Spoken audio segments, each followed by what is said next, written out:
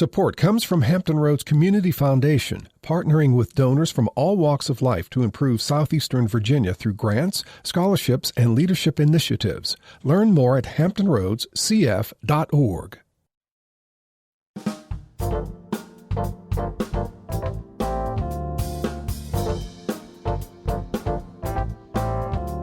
Hello, everyone. I'm Barbara Ham-Lee.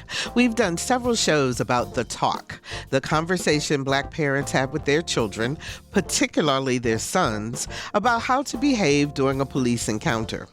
But how strong is the fear in the African American community that a police stop will go terribly wrong if one does not comply with the officer, even if that means giving up one's rights under the Constitution? Up next on Another View, we'll talk about United States v. Dante Carter, why the Supreme Court declined to hear the case, and what it means for Black folks and the police. Stay tuned. Another View will be right back after this national, regional, and local news from NPR and WHRO News.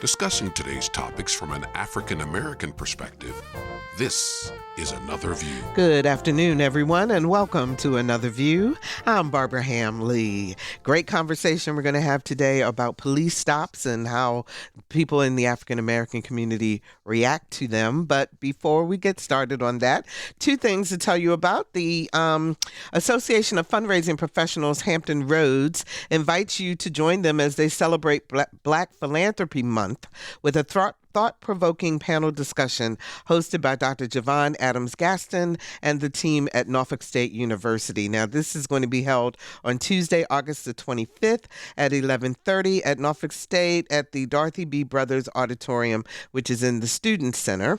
And they want you to come out and find out about how the Black community gives in terms of philanthropy and how your organization may be able to benefit. So if you are interested, go on over to Norfolk State and check that out.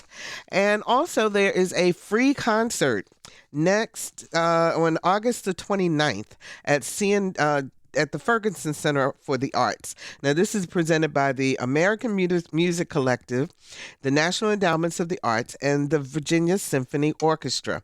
And it is a free concert as a part of the annual African Landing commemoration at Fort Monroe.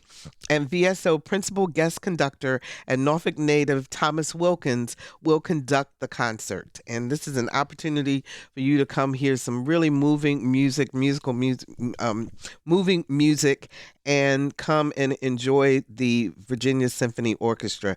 It is free, but you must register. So go to virginiasymphony.org/events and register and go out and enjoy the concert. That should be really great. And if you've ever seen Thomas Wilkins, then you will know what a treat you're in for. So, do you know your rights when you're stopped by a police officer? Do you feel free to ignore an officer, decline to stop to answer questions, or walk away, even if there's no specific reason for the stop, or especially if there's no specific reason for the stop? According to research in the ACLU, for Black people, the answer is a resounding no, especially for Black men. This summer, the Supreme Court of the United States declined to take up the case of United States v. Dante Carter, which deals with this issue. Here to tell us what all of this means and why it matters to the Black community is Dwayne Carter, international speaker, author, thought leader, and founder of Inner Vision International.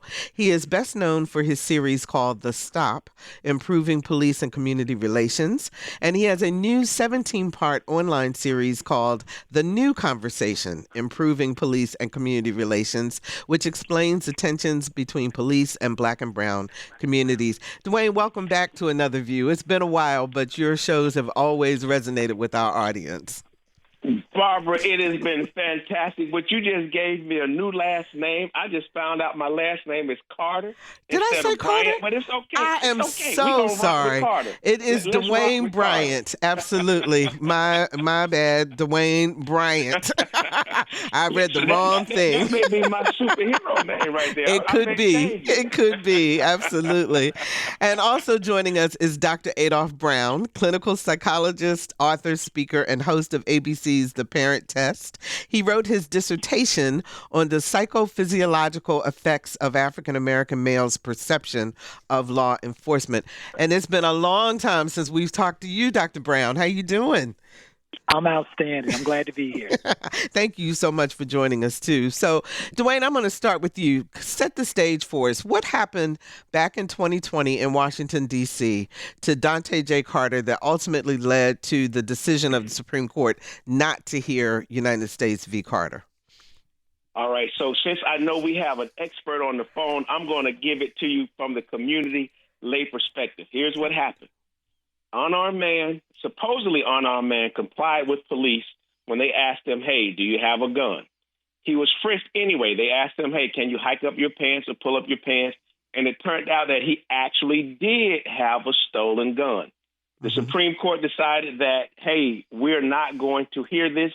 We're going to just go with what the D.C. court said.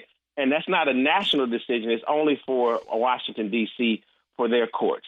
The court logic was, hey, if a black man is stopped, should it be reasonable that a black man does not feel comfortable just walking away if he was detained or whatnot as someone else? And the court said, yes, we should consider that a reasonable black man may not feel comfortable to walk away from police as others might. Now, some people would say, hey, that's considering race. We can't consider race. But the reality is everything and anything in America is always some kind of way related to race if black people are involved in it. And I believe that, as a black man, law-abiding citizen, never been arrested, went to college on a full academic scholarship, I still have apprehension if I'm pulled over by officers. And depending on, who they are, how they approach, what they look like, I may have more apprehension. So I think that it's a logical case for the D.C. courts to add race in it. But when it got to the Supreme Court, we know that our good uncle wanted to hear it as well as Justice Alito because they wanted to be able to strike it down where you cannot consider race at all. Now, that's my understanding of it. But here's what's interesting. Fella, Dante, had a stolen gun. And if they asked him, do you have a gun? He said no. So the Fourth Amendment gives him the right not for illegal search and seizure. However, there's as they call it, an L-shaped bulge that was coming from his person. And so they decided to pat him down. And then they found out that he actually did have a gun. So he did get arrested, even though he said no. So to me, that seems like pretty good policing because there was reasonable suspicion. And that's when it gets tricky, probable cause, reasonable suspicion and all of that stuff. And I'm sure your expert guest can probably elaborate that more. Yeah, so the appellate court in D.C. was the one who ultimately threw out the charges against Dante Carter based on the fact that they said a reasonable person would walk away because they were stopped for no apparent reason. That's where the difference comes in. But the Supreme Court said right now this only happened in D.C. We haven't heard from other courts around the country in terms of an uproar about this, so we're not going to take up the case. Obviously, Justice Alito and Justice Thomas dissented from that thought, saying that you should not include race. But Adolph, you actually wrote your dissertation on the psychological and physiological impact on black men and police encounters. So can you talk a little bit about what you think might have been going through Dante's mind at that time? Because he didn't have to comply with police and pull up his pants when they asked him to. Well, we say that Dante didn't have to comply, but my research actually shows or demonstrates, we coined a term, the racism reaction. And what the racism reaction, my study was a psychophysiological study. So most of the studies that have been done up to that point were surveys and questionnaires. We actually put together a sophisticated polygraph, so more extensive than a polygraph, where we were measuring their muscle tension, galvanic skin response, how much they sweat, their blood pressure, the pupil dilation. I mean, it was a really intense study. And what we found was that there was an autonomic nervous system reaction both for white males and for black males. Now, that was interesting to me because as a young person, I was thinking it was just going to be for the black males. The differentiation came in when after the stimulus was gone, after the police officer left the scene, black males went up, white males went immediately down. So their blood pressure, their heart rate, things of that sort rose even after the encounter was over. Yes, and I think, like my white friends would say, that they have a similar reaction that I would have if they look in their rearview mirror and see a police officer. However, that look to see a police officer is much deeper and much more significant when a black male or black woman sees that. And it's not a controllable reaction. We talk about a legal strategy where a criminal defendant, like the insanity plea, and that's what people that had read my study at the time said that, insanity plea is great. It sometimes wins, sometimes it doesn't. However, the racism reaction is evidence-based, whereby this has been proven, and I proved it, almost 31 years ago. But last year, Dr. Deidre Leonard Francis replicated my study and found this, the same results. So it's different for us, and it's not a surface or superficial difference. The difference is it immediate initiates a fight or flight response. I think one of the things that we should recognize that even though the police officer did see an L-shaped bulge, I believe Dante Carter said that it was his cell phone. Yes. So that's a critical piece because he's identifying what you saw, preventing you from looking, further. But the point is that this racism reaction is real, and it's experienced by, I'm going to say most, if not all. The guest expert said that, based on his experience as a black male who's never been engaged in the criminal justice arena, highly brilliant, it doesn't eradicate that fight or flight response. I mean, I grew up in the inner city projects. It's a little different for me, However, I have a sister that's a judge. And, she, as a judge, looks in her rearview mirror and has a fight or flight response. So, and it becomes actually, we talk about how we can control that, but you can't control it because it's autonomic. What you can do is you can regulate it. I opened a boxing and martial arts gym about 6 blocks from the projects I grew up in. And as much as people came there to fight and learn how to spar and various things, the big point that I was doing for the community was teaching them how to get punched in the face and still remain regulated. So what, and Adolph, I'm going to ask you to, if you can, to hold your phone steady and to your mouth so that people can actually hear you, because it was going in and out just a little bit there. But so let's get specific then. First of all, do people know, Dwayne, what their rights are when they are stopped by the police? Do black people know specifically what their rights are in terms of what they must comply with and what they don't have to comply with? Sure. I sincerely do not believe, because most of my work is with youth, they all have opinions, they all have strong opinions, but I do not believe they fully know their rights. Now, I'm going to get into that in a second, but I would like to, what was the name of your guest who just spoke? That's Dr. Adolph Brown.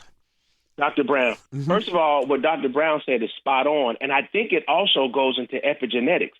Epigenetics is transferred fear through generations. Yeah. And if we look at the fact that the first law enforcement officers in our nations were police, were slave catchers, were militia, and their intent was to harm black bodies. There was no question about that. So I do believe, even with us educated, I have friends in the FBI. These gentlemen say when they get pulled over, they're still nervous. So how is that even possible? Some of it is the epigenetic fear. Some of it is what we see on a day-to-day basis or week-to-week, month-to-month basis. So that fear is absolutely real. And, some people, a lot of time people will say or want to say that it is related to socioeconomics. But you all are saying it's across the board. That doesn't matter. Definitely. It's transgenerational trauma. Absolutely. And I just learned a new word. It's autonomic reaction. Yeah. So do we know what we're supposed to do and what we can do? And also, audience, we will have Chief Larry Boone on shortly. He is going to be joining us after a meeting that he's involved in right now to talk about this from the police perspective. But do you think that most people understand that they can walk away? Dwayne, I'll start with you, and then I'll start with Dwayne, and then I'll go to Adolph. Absolutely. So the first right they have is to remain silent. They do not have to answer questions. They do not, if they're driving a car, they do have to identify themselves with their driver's license, because you're not supposed to drive a car lawfully in America without a driver's license. So they don't have to answer questions if the officer stops them. If they're detained, they have a right to say, am I being detained or am I free to go? If the officers say you're free to go, they have a right to calmly leave. But in part of what this court case is saying, black people don't even feel comfortable leaving, even though you say, okay, yeah, you're not detained. They still don't feel comfortable. You have a right to refuse searches. Now, in working and training law enforcement, they've told me some of the dirty secrets. Hey, do you have a gun in your car? No, I don't have a gun in my car. Do you have any drugs in your car? No, I don't have any drugs in my car. Well, do you mind if I search? Well, guess what? If people are nervous right there, they may say, well, I told you I don't have anything. Go ahead, you can check. And right there, they've given the police permission. But you have a right to refuse searches because it's your Fourth Amendment right. Police should have probable cause or a warrant to search you, your car, your home, and your personal items. And oftentimes they don't. But clever police officers know how to ask questions around that to get you to consent to it. Or, hey, we're going to just bring a police dog, or we'll just sit here until you decide. So you don't have to answer those things, and you have a right to ask for an attorney. Also, you want to keep your hands visible, because if they're asking you aggressive type questions, I don't fully trust the motive and the intent. And working with a lot of law enforcement across the country, many and most are good. Some are not. You never know which one is coming. Got you. What about you, Adolph? How do you want to respond to that? Well, I think it's not a question of not if we're calm. I think the research demonstrates that we're not. So I think we want people to critically think, but I think most black and brown people are thinking that they're going to be critically killed, possibly. So knowing my constitutional rights, remembering, there were some things that I remembered as a kid from the talk. And, the talk, put my hands on the steering wheel, don't make sudden movements. You remember that, but then when a flashlight's in your eyes, all the stuff that I talked about and studied takes precedent. So I really do think that the issue becomes how to self-regulate in such a emotional, stimulating environment. It's stimulating, it's overstimulating for most.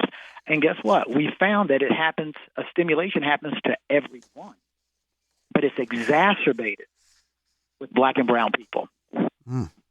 So, I've heard people say that how you react to the police depends on how you were raised. Do you agree with that statement? Either one of you? No. Go ahead, Adolph. No. And I'm going to tell you something.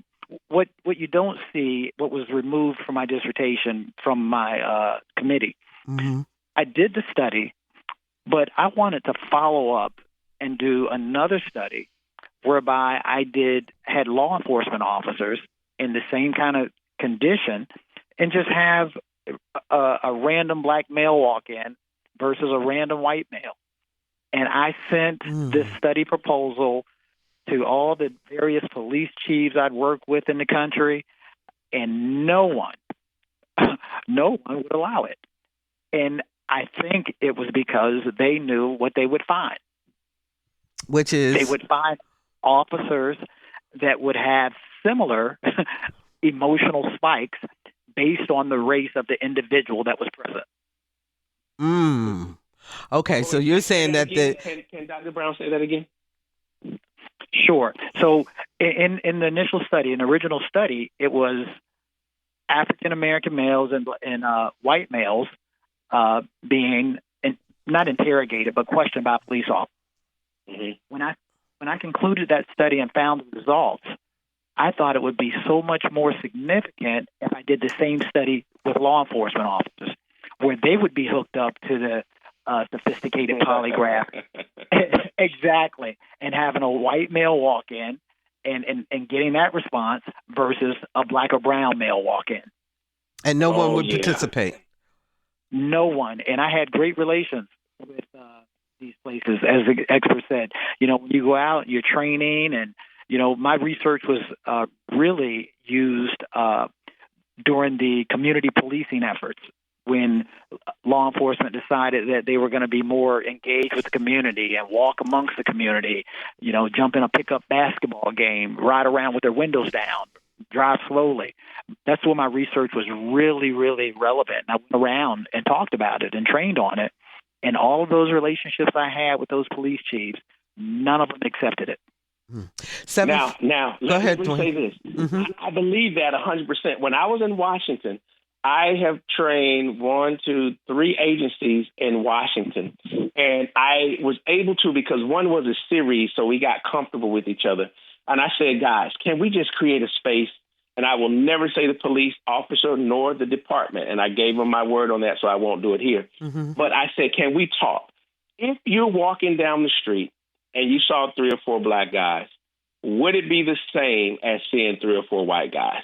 And the officer said, if we're not on record, no. I would have a little more fear with the black guys.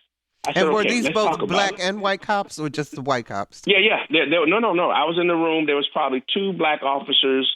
This particular department was probably 85% white officers, so it wasn't a lot of black officers. Mm-hmm. And so we talked about it. And one officer said, hey, I wasn't raised around black people. I wasn't raised in a black community. I didn't have black people in my school until around high school. And I was like, wow. So I do believe that white officers do have what they call implicit bias. Some people call it racism. Some people call it explicit bias. However you want to put it, I do believe there is a bias. Now, I don't think that's just the same for white officers. If Dr. Brown was walking down the street and there were 4 black guys, teenagers, walking toward him, would he have apprehension? I would, but I love what he said, regulate your emotions. But now with Nolan Wells and all this other stuff going on, I would have that same apprehension with white guys. But honestly, before, I would have been a little bit more concerned with the black guys than the white guys, just because in the work that I do, you know, I work in jails with schools, and I hear some of the students what they talk about. So I'm not surprised that they would not allow their officers to participate in that, because it would scientifically show that these officers, blood pressure, breathing, everything gets more intense and hyped up when they're encountering black people. So let's ask you, Dr. Brown, would you be more inclined to react if you saw a group of black guys versus a group of white guys if you're walking down the street? No, and that would probably be more related to my upbringing. I was reared in an inner city environment where people knew what it was. I mean, you could look at someone and decide whether or not you wanted to smoke. So you know, it wasn't like that. I believe, like the expert said about implicit bias, we all have it. However, if in your mind, your brain allows you to correlate me with some malicious monster, then you're gonna counter the threat. You're not gonna allow me to hurt you, and I don't believe the same thing happens. It's called communicator similarity, and that research was done by Doctors Nathan and Julia Hare. Mm-hmm. Basically saying that because of communicator similarity, tensions are reduced. Doesn't mean they're not there, but they're reduced.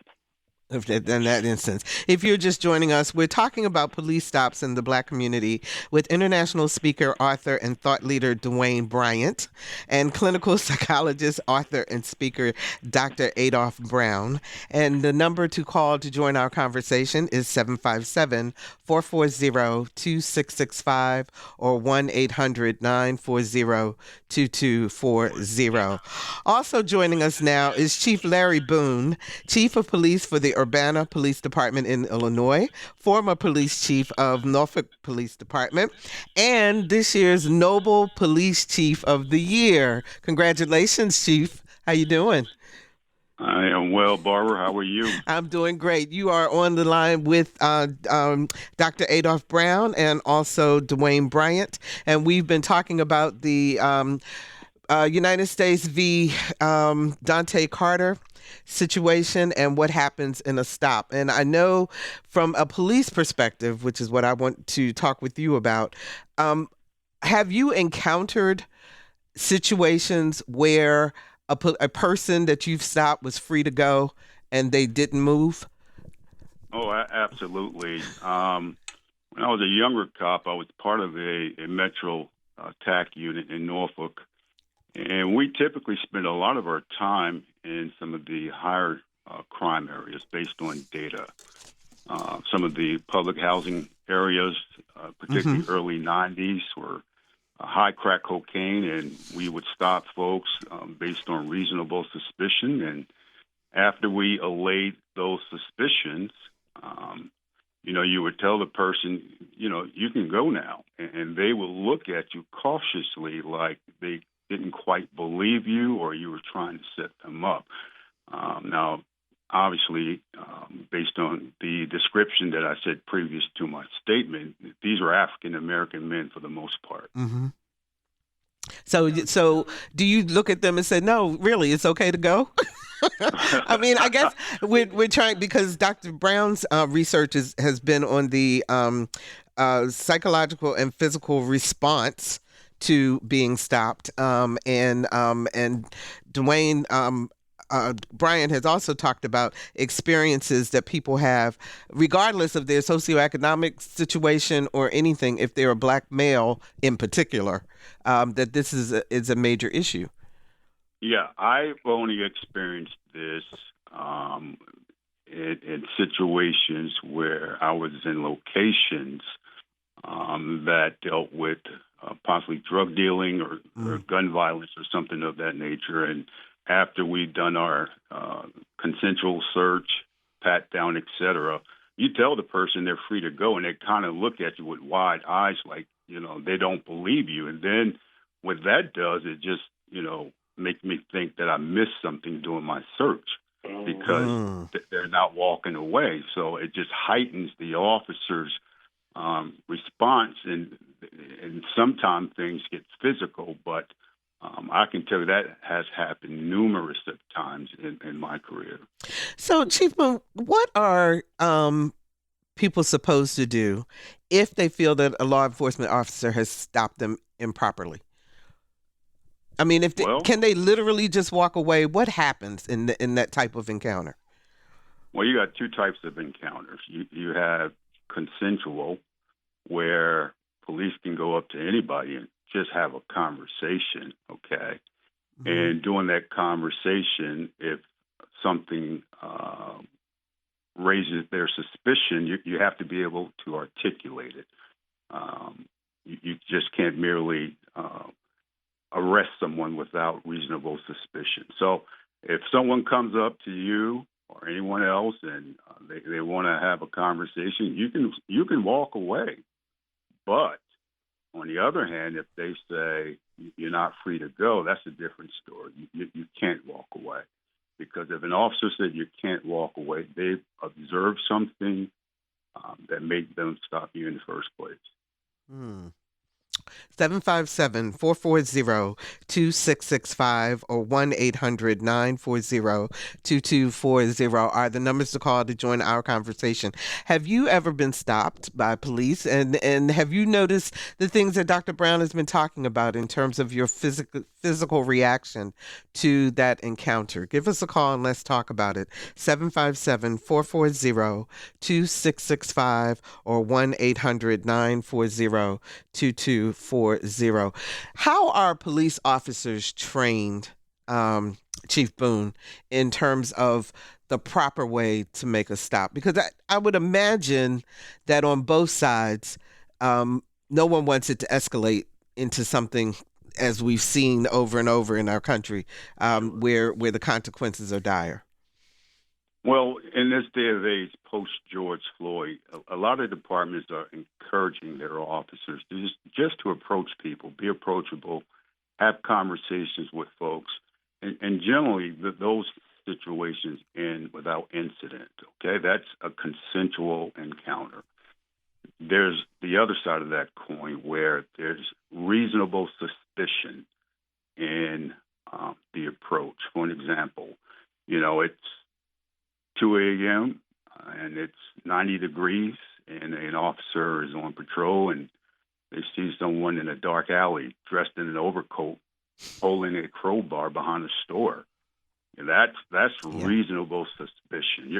Anybody in America will find that suspicious. So the officers are trained in situations like that, and some to a lesser degree, to approach a person. A lot of folks get caught up on what's reasonable suspicion and what's probable cause. The example that I just gave you, that's reasonable suspicion. Probable cause would be if the officer actually see the person break into the store. That's enough for arrest. So, again, post-George Floyd, officers are encouraged to have casual conversations. If a person says, no, I don't want to talk to you, take that for what it is. Don't push the issue. Let them walk away. But if you have observed this person doing something suspicious, we want you to follow the law and do your investigation, detain that person. Generally, it comes down to two prongs: location and behavior. Location and behavior. You got to have both for reasonable suspicion. Got you. Adolph Brown, it was the reaction. I'm just curious if you were able to find out if the reaction of people with the blood pressure and the physiological as well as the psychological reaction, is it different for a Black person if the officer is a Black person too? No, we did do that in the study, and it does not. It's the uniform. It's the authority. And if you've seen people reference my study sometimes, they'll say African American male's perception of authority, because that was a big piece of it. And I wanted to piggyback something that Chief spoke about, about how officers are trained. And just in my involvement in training, I always focused on is not necessarily what the officer does, the mission and vision of the precinct or the department, is who they are. I would wish that we would hire more on who they are before thinking that everyone is amenable to the training. And there's a test out there called the MMPI, and that's the Minnesota Multi-Phase Personality Inventory. It is the best predictor of what people will do in certain circumstances. Now, it's expensive, and some of the precincts and places I've worked with talked about the cost of it. But the cost of it, the resource cost versus the lives that will be saved if we implemented that in the hiring process. So you're saying that if that were implemented, it would maybe cut down on some of the reactions once they get hired. Mm-hmm. Yeah, well, the bad apples will be eliminated. Got you. I mean, that's what it boils down to. Bad apples. Is that one bad apple? The other apples spoil them. So they never make it in. 757-440-2665 or 1-800-940-2240. Our phone lines are lit up, so let's take a couple of calls. William joins us from Norfolk. Hi, William. You're on the air. Hi, Barbara. Thank you. Barbara, I went to Old Dominion. I studied political science. There's 4 things right off the top: mere suspicion, probable cause, and fruits of a crime. Mere suspicion is nothing. A police officer can stop you, but that doesn't mean he has you under custodial arrest. You're under custodial arrest when he wants to ask you questions pertaining to something. So I was in D.C. Police stopped me. I recited the 4th Amendment to them verbatim. The police officer said to me, "Monkeys have been trained to remember things." Instead of punching him like I felt like doing, I recited the 5th Amendment to him verbatim. And then he screamed at me, just named some court cases. The point being that I had state troopers in my classes when I went to college, and they were not versed in federal law, but they were versed in state law. So you're saying that the laws are different between federal law and state law? Oh, absolutely. State law can't violate federal law. And so the police realize that they know this, but because of there's an inherent intimidation factor simply by having on the uniform, badge, and a gun. And police use this to their advantage. Now, I heard one of your speakers talking about he was in a crime-ridden neighborhood, and so certainly he wanted to question people, and the neighborhood contributed to his behavior relative to the people he was talking with. But again, overall, people should not be intimidated, because the police have a responsibility as well, because they know the law, not to violate the law, but they use their position sometimes in an inappropriate manner. Okay, let me get some response from our guests. Thanks so much for the call, William. We appreciate it. Chief, you want to respond to him? There's no difference in constitutional law as it relates to the 4th Amendment. There's no 4th Amendment for the state, and there's no 4th Amendment for the nation. The Constitution is for everybody. Exactly. Mm-hmm. So I just wanted to address that. Okay. So how do we educate the consumer, the regular people, in terms of knowing what they can and cannot do during a stop? Because I truly believe that everyone who gets stopped thinks that they have to sit there and deal with whatever else happens. So, Dwayne, let me start with you. How do we train people, or how do they get the information that they need to know whether or not they can walk away? There's so many different factors. So, one, again, they have the right to remain silent. They don't have to answer questions, but it really depends, right? So, if the police officer, if they are driving a vehicle, they have to submit their driver's license. They can't sit here and say, well, I have the right to remain silent and not give you anything. Well, you're not supposed to be driving that vehicle. I always tell my students, the first thing you want to be is respectful, even if the officer isn't. Now, why should we put more burden? And I also say police bear more burden in the stop than the citizen, because they're trained. They can take my life. They can take my liberty. So they bear more burden, period, at any given time.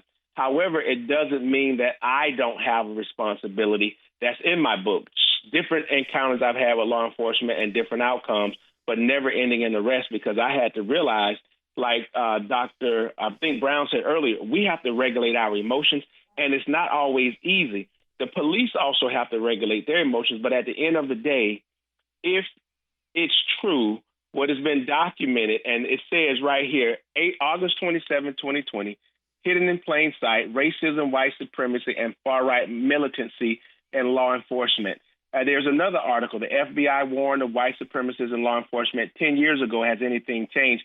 This article was in 2016. So if the reality is, and I'm not saying all police officers are racist, no, not at all. However, if the FBI and major studies have shown that there is an infusion, then when those officers come to you, you need to be prepared for a different type of encounter. Now, the officer who just got the Officer of the Year from Noble, I was there in Dallas. I presented a workshop, so I know he's doing amazing work. We wouldn't have to worry about him. But I think if we're honest, we all know there's some officers out there who, just like the caller just said, called him a monkey can read. Those officers are there. So what we have to do is be trained to regulate our emotions so that we don't allow that encounter, a 20-minute encounter, to derail 20 years of our life, because at the end of the day, our life is more sacred than their ignorance. So it's training needs to be done on both sides. And Adolph, what would you suggest to people in terms of regulating their emotions when they're in the midst of a stop? Well, when I talk to teens especially, I tell them the 3 C's. I tell them to comply, to do what's being asked of you. Comply that you're not going to win a court battle on the side of a road or, standing with an officer debating. I then tell them to calm down, and that's the regulation, to calm down. And I say calm down because 9 out of 10 black and brown people have that emotional reaction from the stop. And then I tell them, if you have to complain, if something didn't go right, then go back, go to the precinct, write a letter, contact professional standards where they'll listen to you and document, what you have to say. So those 3 C's: comply, calm down, and complain later. Oh. That's how we stay alive. That's how we stay alive. Let's talk to Mick in Newport News. Hi, Mick. You're on the air. Yeah, hello. I used to be an Uber driver. I did it for about 6 years, had over 12,000 rides. I was a diamond-rated 5-star, picked up people from almost every country on the planet, had encounters with police, picked up black people, white people, everything. Plus, I'm an old guy. I'm 77. I've been in the military. In the military, you learn how to deal with authority, okay? A lot of young people, they've never been in the military, and the way parenting is now, they've never learned how to deal with authority. So when they get stopped by a policeman for any reason, they really don't know what to do because their parents aren't teaching them. The parents, their easygoing parents are the only authority they've ever had to deal with. But anyway, a couple of experiences. I picked up off-duty policemen that were great people. They were just out having dinner. They knew they were going to have a couple drinks, and they didn't drive, so they called it Uber. But policemen are just people like everybody else, okay? It's a tough job, man. Everybody has a bad day, can have a bad day and a good day, but we're all just, I don't know. I've been in situations where I was beside a cop at an intersection. He motioned for me to roll my window down. I said, yes, sir. He said, did you know you have a burnout taillight? I said, no, sir, I didn't. I'm going to get it fixed as soon as I drop off this ride. And so everybody's not out to get you. Okay. And we get your point, Mick, and I appreciate it. I don't mean to cut you off, but we have a ton of calls here, and I want to try to get in as many as we possibly can. Thanks so much for the call. Keno joins us from Norfolk. Hi, Keno. You're on the air. Hey, how you doing? Okay. Your question or comment? I don't think you remember me. I was a Lyft driver a few days ago. Okay. That was for our producer, I believe. Yes. For producer Lisa Godley. Yes. But this is Barbara Ham Lee. Go ahead. Tell us what you wanted to speak about. I mean, so far I've been listening to some of the callers that came in, stories when they come into it, and I was stating it's kind of like a 50-50 when you look into it. You have a lot of these police officers that are out here. Now, it's not all of them, so not all of them are bad. But it's like the viewpoint for a majority that are out there, it becomes a problem. The story that I was telling y'all about the other day, okay, apparently it happened July 10th, 2016. The officer's name was Lieutenant Greg Abbott. He was a white veteran officer of Cobb County Police Department for nearly 30 years. It says body cam footage pulled up and showed where it was a white female, and she expressed that she was scared to move her hands out of reach of her cell phone because she had seen the way many police officers in videos do.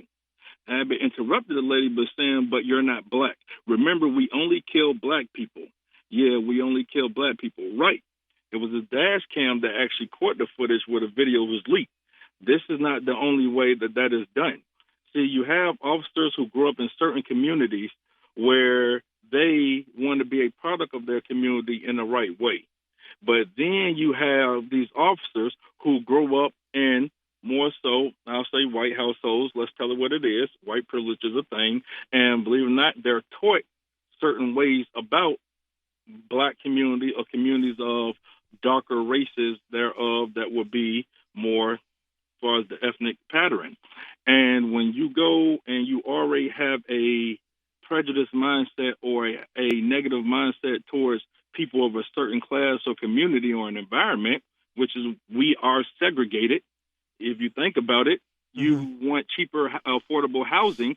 You look in places like Norfolk, or they have certain project-like areas and stuff like that who more so supply from social services and Section 8 in the communities. If you want some more of an elevated class, you go to Chesapeake, you go to places like Virginia Beach. So you have like these certain already setups. And then you have people who go get a job where you have certain powers and authorities like arresting people and things like that. So your question is specifically, is there a specific question, or are you saying that that where police also grow up affects how they may or may not respond in terms of their job? Yes, ma'am. That is correct. Okay, great. Let me get some response from our experts. Thanks so much for the call, Kina. We really appreciate it. Larry, are there ways? I know that you are looking at the law when you're enforcing the law and so forth, but are there considerations in training for police officers to be aware that there is this fight or flight response, that there may be more of a response from a black person because of their lived experience? Do you talk about that at all in the trainings? Oh, absolutely. There's a lot to unpack in the last 2 or 3 calls. Okay. Let me just go on the record and say most police officers are good folks. They're trying to do the very best they can in a very, very difficult time. And I say that based on my years of investigating officers. I was assigned to internal affairs for years.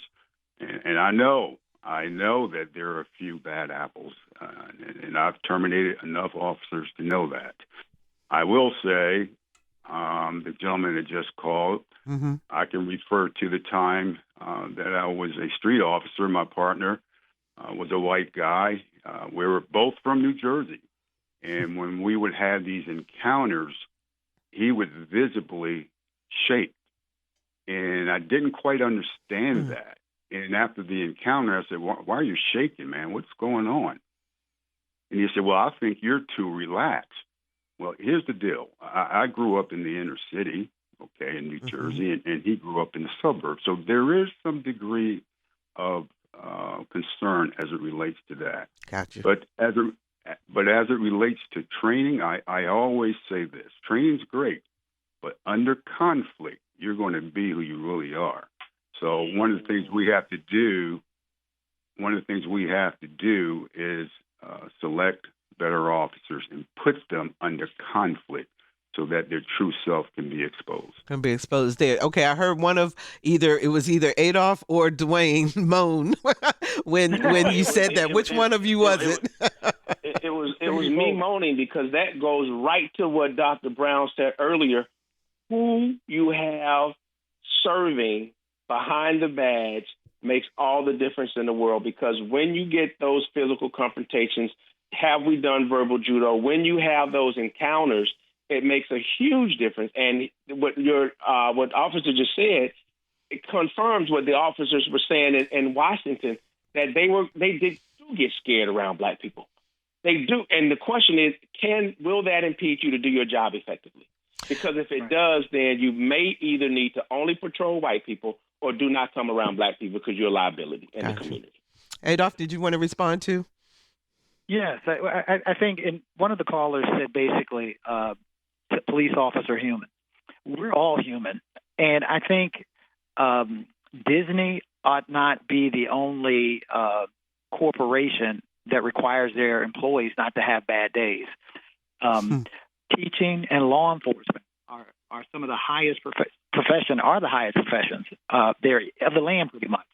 And you can have a bad moment, but you need to start that over and not have bad days. So I don't want to give a pass to a law enforcement officer that Disney doesn't give to their employees. I don't want to give that same pass to a teacher, for that matter. Got you. So I have a question, and we're about 2 minutes out at this point. Will officer friendly ever be a reality in the Black community? Or is it a reality, but we just don't talk about it? Yes, officer friendly is a reality, has always been a reality. We just don't talk about it and celebrate it as much. I can tell you right now that I've seen here in Urbana, Illinois, at least 6 body-worn camera footage where an officer, white officers, all of them, could have taken life and been legal, been awful but lawful, but they didn't. They de-escalated, and fortunately, no one was injured and there was no loss of life. So it goes down to recruiting and making sure that people are comfortable in all avenues, not just, one or the other, all of them. And as leaders, we got to put them through it. We have to really take a look under the bed to ensure that we are hiring the best people. And I'm sure most police departments strive to do that, but there are some in terms of, his father was an officer or his uncle was an officer, therefore he or she will get a pass. And sometimes that bites you. It bites you. That's Chief Larry Boone from Urbana Police Department in Illinois and the former police chief of the Norfolk Police Department and Noble's Police Chief of the Year. Thank you so much for joining us, Chief Boone. We really appreciate you. Dwayne, I'll go to you next. Is officer friendly a reality in the Black community? I agree with what Chief Boone just said. He is a reality, but he doesn't show up on the TikToks, on the Instagram live feeds, on the social media feeds. Also, Officer Boone, please tell Chief Kim Tyler that Dwayne Bryant said hello. They are there, but they don't get featured. The other thing, too, when I work with different police departments, I tell them, you do a very lousy job on social media informing the community of what you do that's good. Okay. Anything that's bad is going to get 1 million views. Anything that's good is just like, hey, this is what we're supposed to do. Okay. So I honestly believe police departments are responsible for getting their message out. And if they can't do it, partner with a community activist or community whoever, whether it's faith-based, and let them do it so that you're not, tooting your own horn. I understand that part. All right, so, we got to go. We got to go. We're out of time, Dwayne. That is Dwayne Bryant, and he is with an international speaker, author, and thought leader. Thank you, Dwayne, again for joining us. And Dr. Adolph Brown, you got the last 30 seconds. Calm doesn't mean agreement, everybody. Calm means saving your life. Take a deep breath. Absolutely. That is clinical psychologist, author, and speaker, Dr. Adolph Brown. Thank you so much for joining us also. And audience, we hope that today's edition of Another View has brought some clarity to the issue of Black people and the police. Listen to this show again or any of our Another View programs at whro.org/anotherview, or you can find us on Spotify or wherever you go for your podcast listening pleasure. Next week on Another View, we're live at Fort Monroe for a preview unveiling of the statue at the African Landing Memorial. We look forward to seeing all of you who have registered and signed up for our show. Our theme music is an original composition created especially for Another View by Jay Sennett. Lisa Godley is our show producer. Jordan Christie is our audio engineer, and Dr. Barry Graham answered our phones. I'm Barbara Ham-Lee. Make it a safe and relaxing weekend, and let's get together again next Thursday at noon for Another View.